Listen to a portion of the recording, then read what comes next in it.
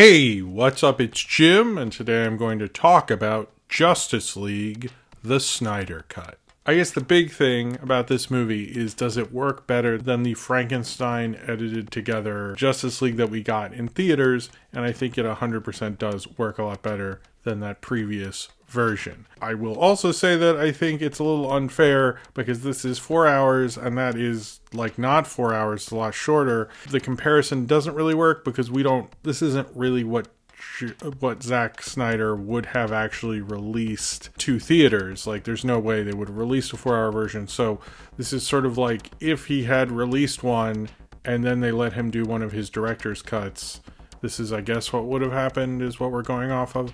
That part seems a little bizarre to me because if you believe that there was a Snyder Cut, which there wasn't until this whole thing with HBO Max started, then you would believe that there is one. And in effect, I guess we're actually not getting what would have played in theaters. We're getting this other thing to complete his vision, which I guess his vision was not to be released theatrically. I don't know, whatever. The whole reasoning behind that is confusing. But when I watched the original first cut, Joss Whedon edition, whatever, Age of Ultron version of Justice League, I actually did note in 2017 that it really felt like this film needed to be longer and there needed to be more time and we could have gotten more time with the team building and so forth. I normally am not saying I want a longer DC movie, but I think in this case I actually sort of think that would have worked better. And I think part of the thing with that is, like, you didn't have enough time with anyone. You didn't let it really build. You didn't have enough movies with anyone. It worked fairly differently than the Avengers, where everyone got their own solo movies and then you had some shared history with them. You understood these characters. Like, you didn't need to introduce Captain America, Thor, and Iron Man because presumably you had seen some of those movies, and everyone else you sort of had some frame of reference for.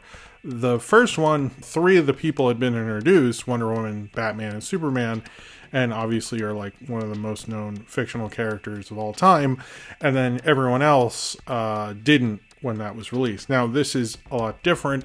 You get a lot more with Cyborg, and you get, like, before Cyborg just felt like he was totally he was important to the plot, but they didn't make him important enough, which I think also helps that there's been so much about Ray Fisher in the press and what he's been saying about Warner Brothers. It shows, like, yeah, he should have been really pissed, actually, because this movie utilizes him a lot better, and he's like the heart and soul of this film. Now, certainly, his character is the least well-known, so obviously that's gonna get cut, but the way Zack Snyder wrote it, he's definitely very important, so cutting down any of his stuff probably would have been a bad idea, to be honest. But he does actually a really good performance. Like, it's very different from the Cyborg. I didn't read Cyborg in the comic too much, but I know Cyborg from the Teen Titans cartoons, and it's different from any of that. He doesn't say booyah at all. I thought that character in particular was better served in this, as well as Ezra Miller's The Flash, who, again, we didn't know much about, and you get more of, like, what drives that character. You get what drives everyone more. You get everyone's motivations better. Like, the end fight makes a lot more sense. The only one actually gets, like, feels like they have the smallest storyline is Superman, which is surprising because he's Superman and you'd expect him to have more. I was a little surprised by that. That's an interesting idea to kind of flesh out the rest of the team more than Superman. It feels like most of Superman's stuff was in the original one. Like, they didn't cut any of that. I'm sure there's, like, a thing that details more of that stuff, but some of the Joss Whedon stuff with, like, the race between him and Flash, which I actually sort of like that, but they seem to use him sparingly, but almost the right way. You understand Bruce's motivation, his rapport with Wonder Woman, even in Alfred getting a scene. Like, it felt way more tempered and understanding of building characters and, like, kind of showing, like, what sort of works about Zack Snyder. If you like Zack Snyder, you're gonna like this movie. This is very Zack Snyder, and I would say it's probably maybe one of the better times I've seen his stuff. But I think the same thing that I've always felt about him, and the fact that we're honoring this guy's vision, and as an auteur, you know, and by the way, auteur does not mean you're a better director. I've, like, talked about this at length, and there's videos I have specifically about this, which you probably already know, but auteur does not mean you're a good, like, an important or interesting director, or, you know, amazing or anything like that. It just means you have a voice. That Zack Snyder does. He's an auteur. There you go. The thing about that is we're respecting this vision, and despite, like, what happened to him in the production of that was tragic and awful, and, like, should not happen to anyone, and I feel for him, and I saw the For Autumn thing at the end, and I wish his family the best. I hope they're doing okay. That seems like an awful thing to go through. But when we're talking about director's vision, what is he saying? Like, we fought over, like, release the Snyder Cut. We've talked about all this. Almost really what we're saying is a more fleshed out superhero movie, which do we sort of need that at this point? When I was watching this film and hearing all this discussion, and it's like a joke, haha, we all have to talk about that this weekend. But, like, ultimately, like, what is the purpose of this, both in superhero cinema and in cinema at large? In cinema at large, it means, like, diddly squat. It really doesn't mean shit. I get, like, people go, director's cut means, like, you kind of arrived as a director, you can demand those certain things, you can show your full vision, but then when you get that full vision, you're like, what does this mean? And then you're like, oh, what? And, like, in terms of the superhero stuff, I think the momentousness of this is just kind of gone at this point. I felt like when I watched the Justice League, which is 4 years ago, well, it's like 3 in a couple months, really, that came out, it even felt like this was like the end of, like, oh my god, I can't believe they brought this to the big screen. But that's not going to hold up anymore. We don't really have those. Like, I think Black Panther might have been it. Maybe Spider-Verse. It felt like we'd never get an animated Spider-Man movie. But, like, we already got a Justice League movie. I think we're well past the era of going, like, let's just all appreciate this because we've never had this before for the fans. I don't know if the for the fans thing holds as much water when most of the cultural conversation is your movies, and, like, we'll literally just stop all movie discussion for the weekend to talk about one director's vision of a big, corporate superhero team up movie. I think we need to look at this as it is. It's like, sure, I agree, much better, well paced, much better done. It shows Zack Snyder as a director in a much better light than the other one, and doesn't involve the Joss Whedon stuff, and it shows how that all could have worked a lot better. But what are you saying with this about superheroes at this point? it just looks like this, like, dark, nihilist, doesn't even look like Earth kind of movie, but I don't know what he's saying with it. And although he's done things like remake Dawn of the Dead and make Watchmen, and it's interesting that other people have made those properties mean something, and Zack Snyder hasn't. And when I'm watching this film, I think of it as an empty experience, but I also think Zack Snyder doesn't think it really represents something. This isn't trying to say something about, like, capitalism or communism, or, it is saying, like, let's all come together, which is, like, every superhero team up movie, so I don't know how radical that is, but it's not really saying anything necessarily special. It really isn't. I mean, it has, like, another CGI villain, which is, like, okay, whatever, but it's radically not a very different movie. It's just, like, longer and more thought out. And I think, like, maybe I shouldn't be criticizing it for all these things, but the fact that we've talked about restoring somebody's vision ad nauseum for years makes me want to bring up the artistic merit of actually doing this.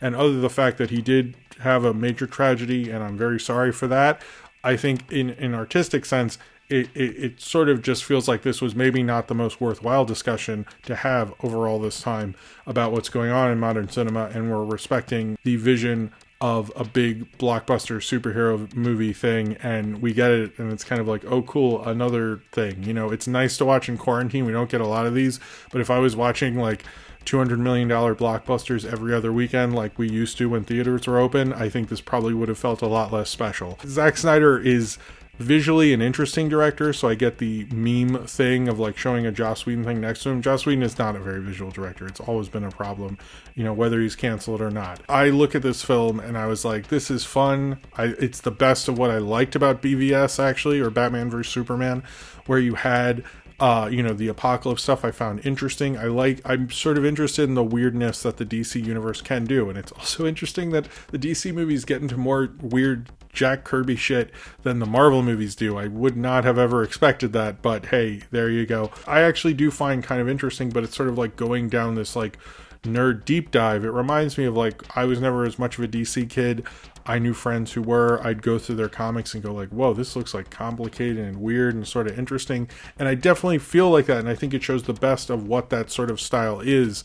But I do feel like Zack Snyder's not someone to give it any more sort of added context, which feels like maybe that's not something we necessarily maybe need anymore. Like, this genre needs to keep evolving, and this feels like we kind of just took a step back to, honor this auteur guy who I don't think anyone finds that influential. He slows down things and action sequences just because it looks cool. I don't think it does his action sequences aren't very well thought out or planned out or anything like that. He definitely, like, visually it looks good, but it looks good in that way for someone who doesn't want the propulsivity of an action sequence, really. He's not a great action director. He's more of just an action director who makes things look great, but doesn't make it move and flow in the right way for the movie. You know, it works for his kind of movie, but it's like when I'm thinking of great action sequences, I don't think of him. Maybe in like great moments of like slowing shit down, like a Sesame Seed at one point. Like, I'm not even sure if he's parodying himself or he's so unaware of it. It's like, it could really go either way with this guy.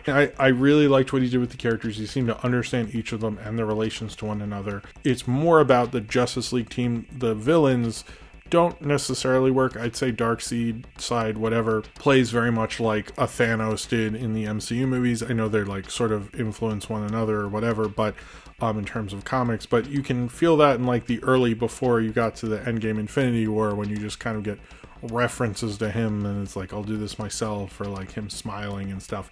You get that kind of vibe, and I thought Darkseid works in that element. But then when you look at Steppenwolf, it's like, what's his motivation? Like, we could have had like a sequence where it's like, oh, he was humiliated and he, like, his wife rejected him and this represents all these things, or something. Like, Steppenwolf needs something, you know what I mean? And it's just like he really wants to appease his master. I'm like, so you just want your boss to like you? I don't know if I like really feel that one, but okay, man. I do think if you're going to go into the Snyder Cut, you'll have a good experience. I think you'll probably feel better about Zack Snyder than people normally do, but I didn't really like his DC movies, and I don't think they're good movies whatsoever, and certainly this is his best one, you know? But at the end of it, you're kind of like, all right, but I don't really think he should have been doing this in the first place. I don't know if this is something that will get more people into the DC movies. I think it's just to solidify the people who are already into them and make them feel all right, and, you know, show us, like, I guess, what could have been done with those things, but I don't know if that really goes to much of anything. You know, it was a 4-hour movie. It was probably a little too long. He definitely used the runtime for the most part to, like, really flesh everything out, really tell the story very well. I still would actually be interested to see what his actual, like, 2-hour or 3-hour or releasable in theaters cut of Justice League would have been, which this is not that. The epilogue, like Martian Manhunter, felt, I don't know what was going on with that. I don't think we'll get another one, hopefully, probably, most likely, but who the fuck knows at this point. I'm not sure where that was going, other setting up movies that didn't happen. And then same, which that's the other thing, that's the thing that's interesting, is his vision is to set up other movies that I'm not sure he's entirely interested in doing. So, like, was he trying to build hype for more of these? Like, the fans will just keep, like, restoring the whole thing, like, while they're also building a different thing. Very confusing. But the epilogue stuff, like, with the Joker, like, it's like, sure, Jared Leto did a better performance as the Joker in that, but Jared Leto is not a great actor. He's just, like, he works in, like, the little things he sort of worked. I'm not saying he should be nominated for anything, but it sort of worked in kind of his ridiculousness in the 90s kind of serial killer thing. His performance worked in that, and this is just, like, plays in that, like, overdone thing. And also, his Joker and Batman have no charisma. Like, you can tell Ben Affleck wants to get out of there. He's just like, I do not want to deal with fucking Jared Leto again. Jesus, he's awful. What the fuck? Heath Ledger and Christian Bale had chemistry. Jack Nicholson and Michael Keaton had chemistry. Cesar Romero and Adam West had chemistry. I don't think he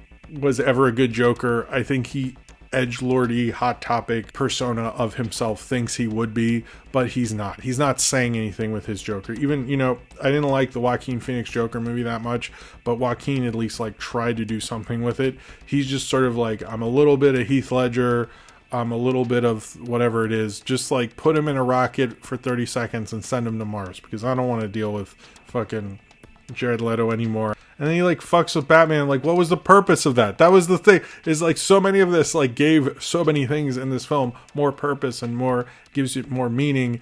And then the end of the Joker thing does the thing that, like, it's just about, like, mood and coolness or whatever. But it's like he has this, like, weird ragtag group of DC characters, and that's sort of interesting. But, like, what was the point of him, like, you know, dressing down Batman? It's like, yeah, we all know his parents were killed. What? It's like, you had to bring that up. It was like, if I'm going to make this movie, I have to bring up again let's bring up that Batman's parents were killed. Like whoever runs the DC movies like has this weird thing. It was like, okay, you can make this, but like, can we get that scene in there? Somebody can like go into detail about it again, because we really need to stick that point home. We know, don't ever put that in a movie again. Like, I get it. I am not gonna forget about Batman's parents. Do not worry. It is not a thing. Like, the whole scene was like, we could have not had it in there. Like, you could have just not had Jared Leto and just have Superman come down and they all run and stuff. And also, is everything that's keeping Superman good just Lois Lane? Like, he does not feel stable for someone with all those powers. That feels very unstable and like a really bad situation. Like, it feels like there's more driving him than just like Lois Lane. Whatever. When you get into this, it starts poking holes, but that sequence is like kind of like ruins it a little bit. I think it should have just ended when it ended, that epilogue crap, whatever. I find this film to be an interesting, it works for what it is. What it's trying to do, it is the better version of that. But I would hope movies and superhero movies try to achieve more than what this was. It is very much better than it's the best version of Zack Snyder's Justice League that it feels like there ever could be. And it gave us the good Ray Fisher performance. It gave us a more fleshed out Ezra Miller. I'm a little curious about Aquaman. Like, would he have had more screen time had his movie not happened? Because clearly they're editing this after there's an Aquaman movie, and they probably know they want to restore other things. I'm curious how much that did have to play with those things, or if that was the Aquaman performance as it was. He doesn't say the yeah thing, which was disappointing. I come away with this, watching this 4-hour edgy Super Friends movie, and I think it is the best version of what it is. That is probably the best thing you can say about it. I don't know if Zack Snyder is an important filmmaker or an interesting filmmaker. He's definitely a memorable one. But when you step back from 4 hours of his Justice League, you kind of wonder, what was the point of all of this? And you think, I guess I had a good time and it looked kind of neat. And that's, I guess, the best that we're going to achieve from this whole thing. But like having like even what's called a release the Snyder Cut movement and all this makes it maybe feel like it was maybe not the best use of all of our times when it's really over, that this is the end result and fine. But I guess, you kind of just have to go with it and not think about the existential dread of wasting your life for 4 years or something so stupid, and just accept this as what it is. And as long as you're doing that, it's a pretty enjoyable experience. So if you have seen Justice League, the Snyder Cut, and you would like to talk about it, then comment below in the comments and subscribe if you would like to.